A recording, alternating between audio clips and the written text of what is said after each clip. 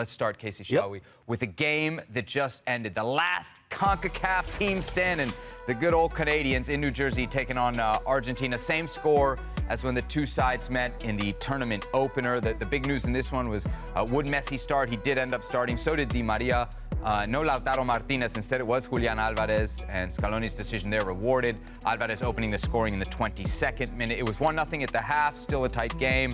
And then Lionel Messi off a deflection, scoring in the 50th minute, his first goal of the tournament, and Argentina advances in front of 80,000 plus in New Jersey. Ale, what do we make of this Argentina performance tonight as they got the job done over Canada? And big story coming into this game was, well, what is the fitness of Lionel Messi? And while people may pay attention to what Lionel Messi did with the ball, actually the first sign that Lionel Messi was feeling a whole lot better than he did in the game against Ecuador was the fact that in a couple of sequences, very early on in this match, he was actually looking not to come to the ball, but to run in behind.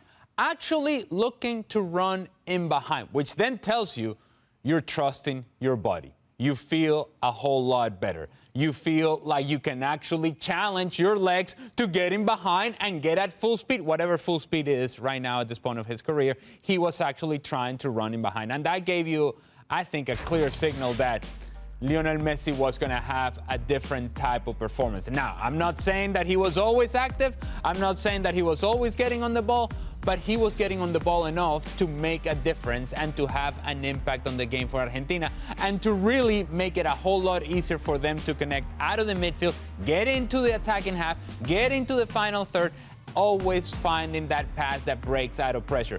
To add that to the fact that Angel Di Maria was also very active. And in him being very active, it takes pressure away from Lionel Messi. It forces Alphonso Davies to go into a wide area to address Angel Di Maria, which then doesn't allow players to step into the space for Lionel Messi, and he can now operate with a whole lot more space.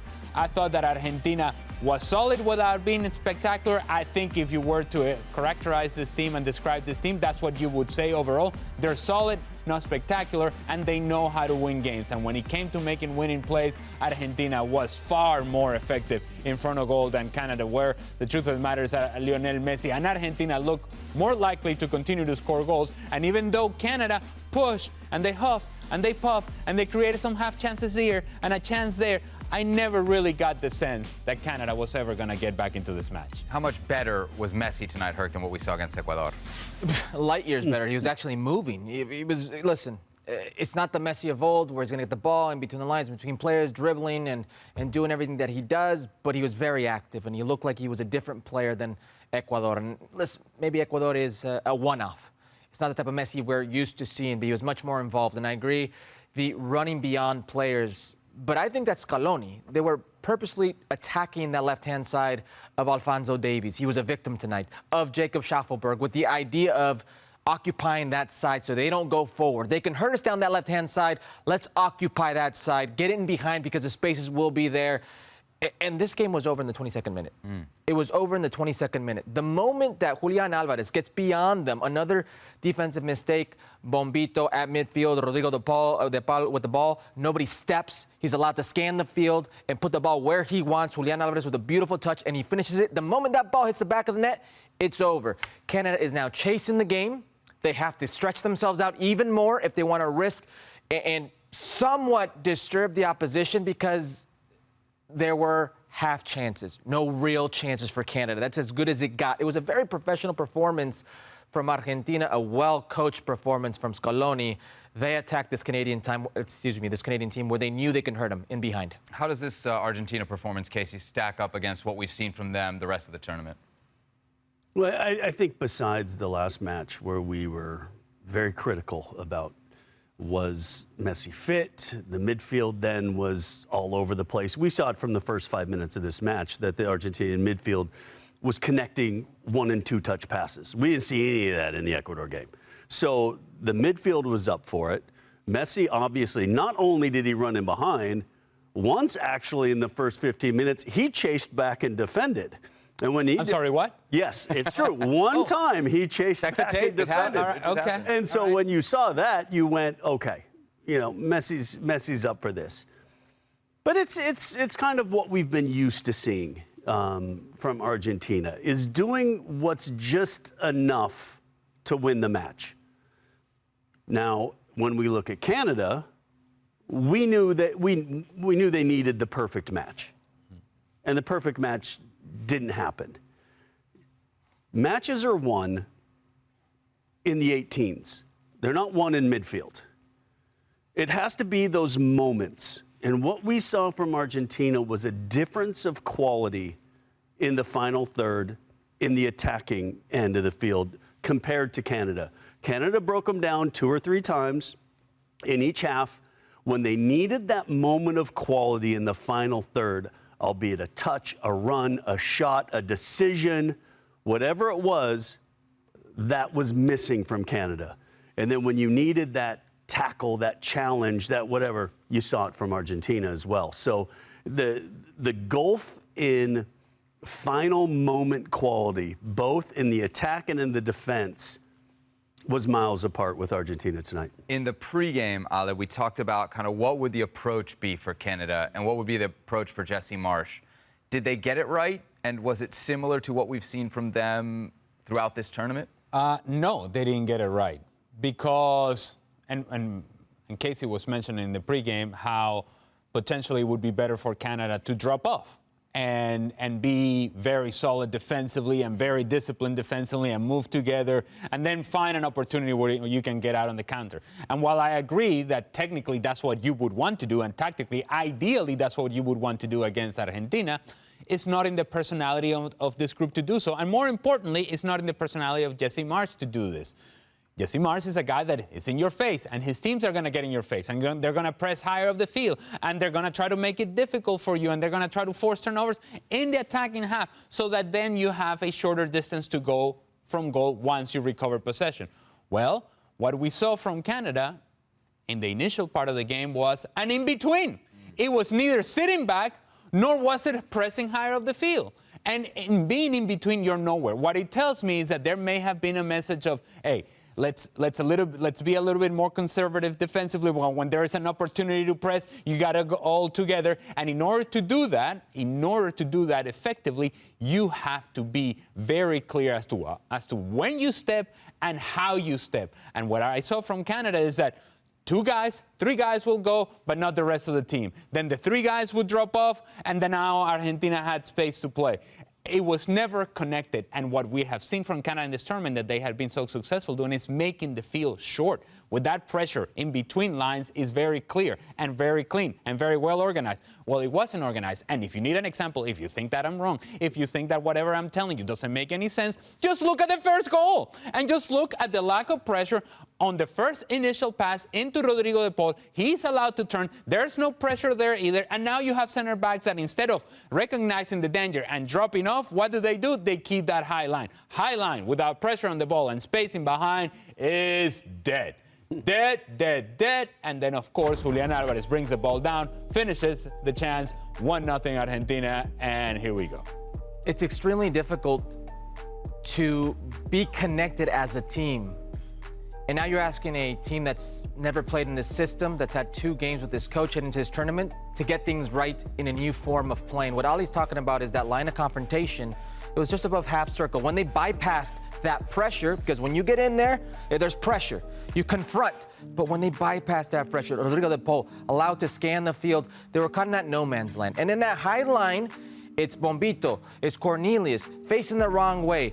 It's Alistair Johnston not closing in. There's too many spaces with a team that thrives on spaces, which with players that are good in open space, facing goal. It's not a good combination. This was a team in Canada today was exposed for how naive they were at times and also how inexperienced working together into this new system they have been. What about their star man, Casey, Alphonso Davies? If there's a guy that you thought Canada could count on in a big moment, you thought it would be in him. What'd you think of him tonight? And then maybe big picture, his performance. He had a tough tournament. Really? He had a tough tournament. He didn't impact the ball going forward. I think a lot of us were expecting, Alphonso, when he's in full flow at Bayern Munich, and he then has space to overlap and run, and there's something special there.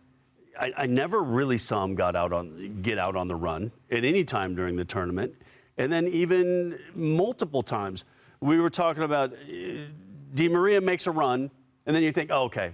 The reason they didn't pass him the ball was because Alphonso Davies is there, and he's just going to chase him down. But then the first goal, or right before the first goal, Di Maria makes a run, comes over the top. There's then miscommunication between Alphonso and the center back, and then a great ball comes in, and I think Messi misses a shot. But it's just like, it just was not what I expected, because we expect a very athletic side in Canada, and the most athletic being Alphonso Davies, and being tipped to be the best player in CONCACAF.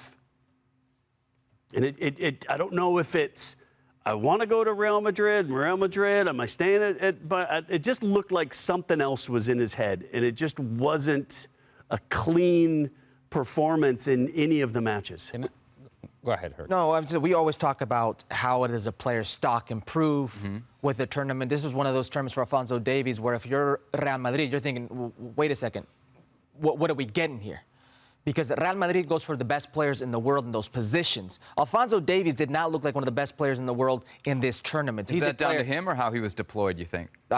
Deployed in how? He's a left back. He's playing in a left back position. You're a left back in left back position, scanning the whole field, the field in front of you.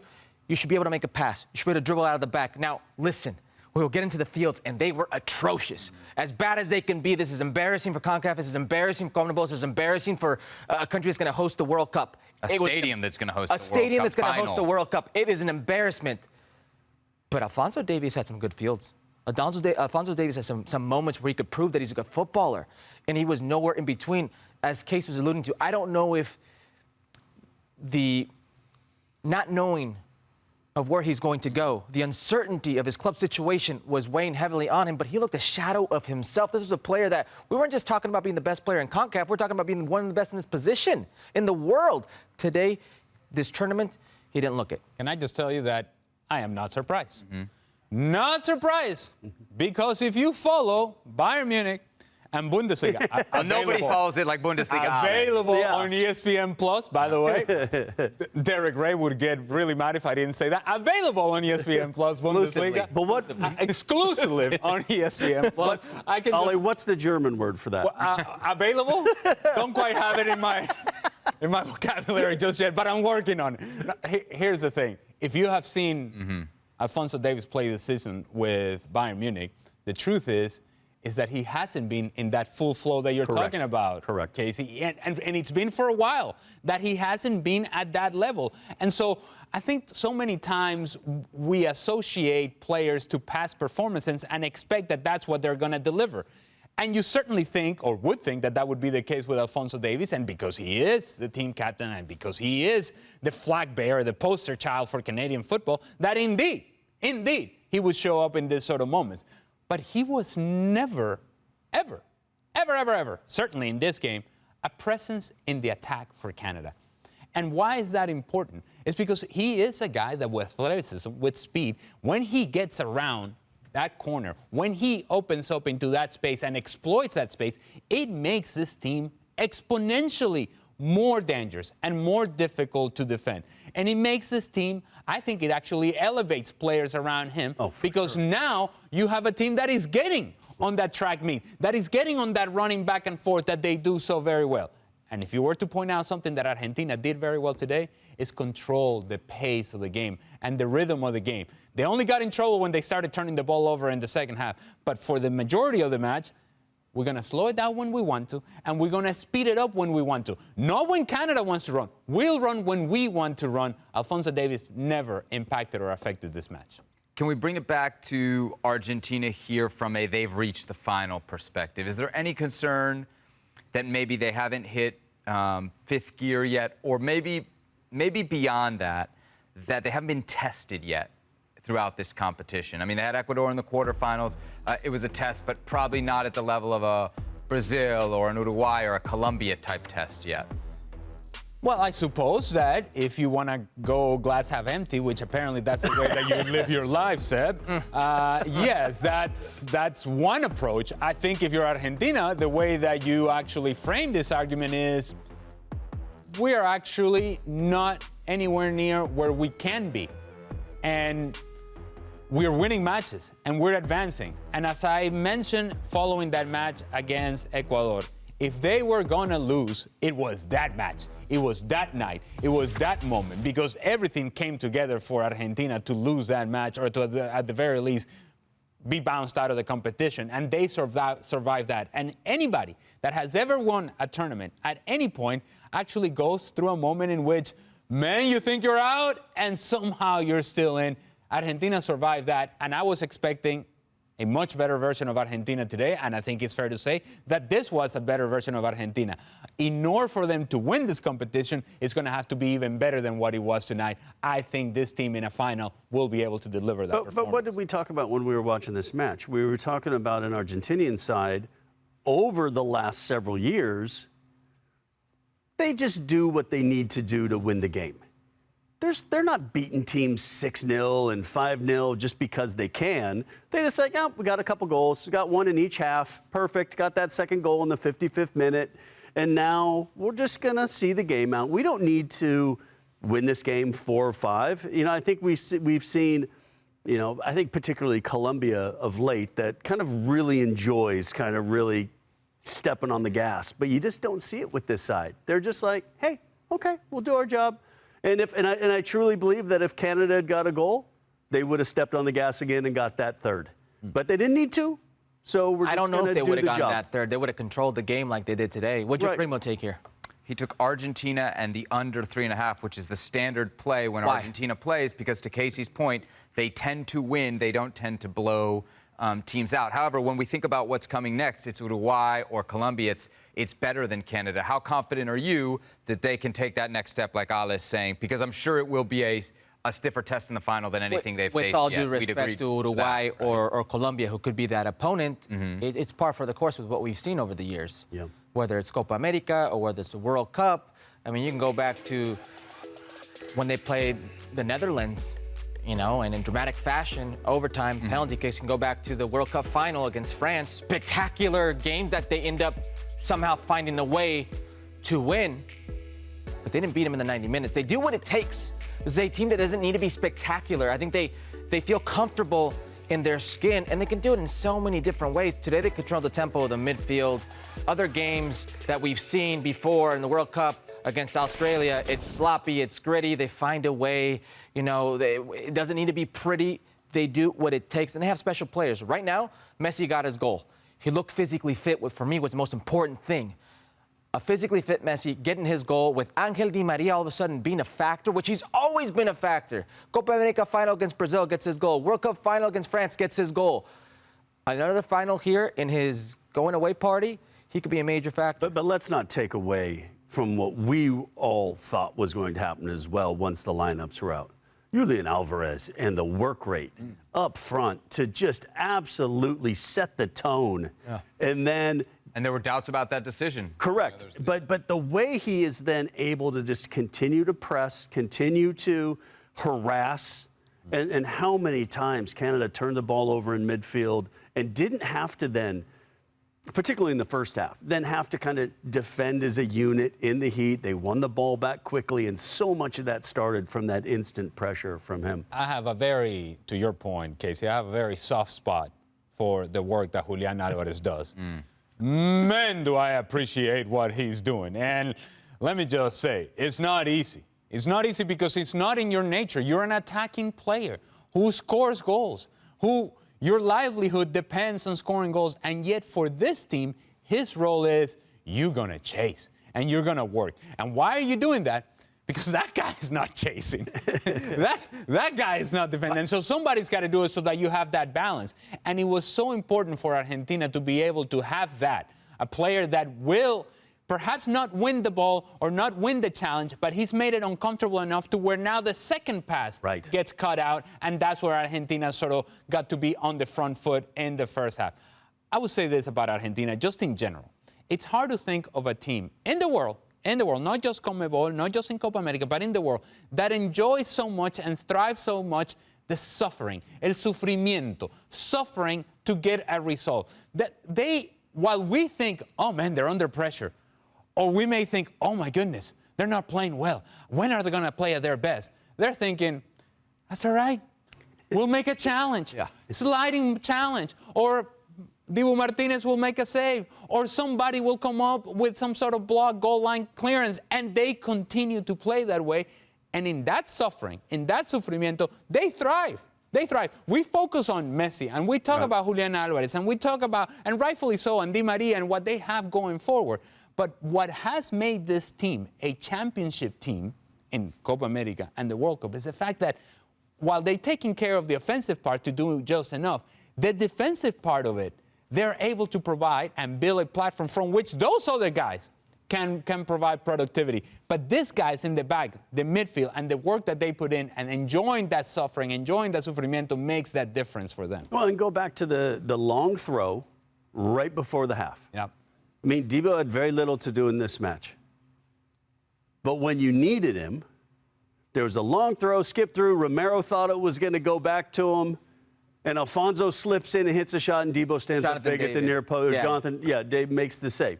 So, and you're thinking, okay, you sneak that goal in 1-1 halftime. But no, when you needed your goalkeeper to keep his concentration for one play in that half, that also makes a difference for a team that likes to suffer. When you know you have also not only just attacking players that can get you goals, midfield that can control the match, defenders who are willing to fight for everything, but then when it does break down, a goalkeeper who can consistently come up with a big save for you. That's why you're in finals and winning trophies and doing things like that. I'm shocked you're talking about the goalkeeper. I'm shocked. Who had a better draw, England or Argentina? Oh, all right. A better draw? Yeah. Who's been luckier in how the brackets have broken for them? England. Yeah. They're playing against a third-place team in the semifinal. You know, this Canadian team, I know many out there are going to say, well, this is what we thought would happen with Canada. No, it's not. No, it's not. Nobody thought Canada was going to be in the semifinal. No, it's not. And people need to sit back and appreciate, if you're Canadian, what you have going on here. You've got a group of players. This pool, while it may be limited, it is strong. You've got players playing in good places who may have big deals coming up in the future, and Jonathan David. You've got players, to our argument or our topic on Alphonso Davies, who are considered best in the region. You've got a good spine. You've got a young, hungry coach. You had 2 games before this tournament, and you find yourself in a semifinal game against the World Cup champions. And I'll tell you what, for 10, 15 minutes, I'm sitting there going, maybe. I kind of like this. Telling me there's I a kind of like chance. this. But the moment you get scored on, you're chasing the game, things change. But it's something to build on. While the United States is sitting at home, while Mexico is in su casa, you're playing in New York, a semifinal against Messi and friends. There's something to build on here. So, easier draw? Absolutely it is England, because, listen, the other side of that bracket, we got to be quite frank, you had Portugal, France, Spain. You had all those teams, teams. And I just Uruguay, Colombia, Brazil I mean, on that side, too. That's Somebody wants his next vacation to Canada paid for. I know, what I'm seeing here, huh? I know. But let's Free Tim Hortons for life. let's look. Well, not necessarily haters. I'm just going to drop some facts there. Just see what you do with them. Because all right. The Netherlands did destroy Canada not too long ago. Oh, a friendly game. First Jesse Marsch. I'm sorry, but these are the. But hold on. That's European semifinalists. Yes. Netherlands. Yeah. Okay. Third place in their group, Netherlands. Yes. All right. Hold on a second. Are you suggesting? Are you really suggesting a team that just lost 4-0? Nobody's suggesting that. They're asking. They're asking about an easier bracket. Well, but what I'm saying, their tournament. I know, but what I'm saying is, the Netherlands beat your team. Now Canada's your team. Your boys 4-0 ahead of the tournament. And they tied France 0-0 before that. Come on, isn't that? What do you mean? I thought you'd be here defending Copa America. You're defending the Euros. No, I'm not. It's not necessarily. Well, because I will not defend CONCACAF because, by the way, CONCACAF does not belong in Copa America. So if you want to have that conversation, we'll have that dance. Here's the thing. Go ahead. Canada. Yes. Facts. Let's go with facts. Go ahead. No, I'm not making it up. This is in the tournament. Yes. 2 of the games they play against 10 men for an extensive period of time. South American opposition. Yes, 10 men. I was just trying to get the facts straight. You want to drop facts? I'm just trying to remember what teams they were. Okay, but did they play with 10 men? Yes. So if they play with 10 men, they become With 10 men or against 10 men? against 10 men. Yes. Yes. That's what I'm saying. There are two victories in the group phase were both against teams with 10. Against 10 men. Chile and right? Peru. And so, and this pains me. This pains me. I mean, when I say it pains me, it rips my heart apart. I mean, it rips it out. They beat Venezuela. Yeah. In a penalty kick shootout. Venezuela, who most people overlook as a team, who most people don't respect, and who I have to spend every single day with them in this show or FC. Wait. On this show or in FC, yelling out of the top of my lungs, "Vamos, Venezuela!" just to further the agenda and the narrative of Venezuela, to defend my country. But overall, Venezuela is not looked upon as a strong team, whether that's South America or whether that's in CONCACAF or whether that's CONMEBOL. When you think Venezuela, Canada thought of it as an opportunity. I don't think when you play the Netherlands in the European Championship, you're thinking this is an opportunity. No, there you go. That's all I'm saying. Okay. You can only play the teams that are in front of you. In front of us, frequently here on ESPN. But I love Copa America, by the way. ESPN FC. In America. You can watch 7 days a week. In South America, Copa America. Dan, Kay, and the rest of the crew covering Copa America as well as the European Championships, or what's left of the respective tournaments.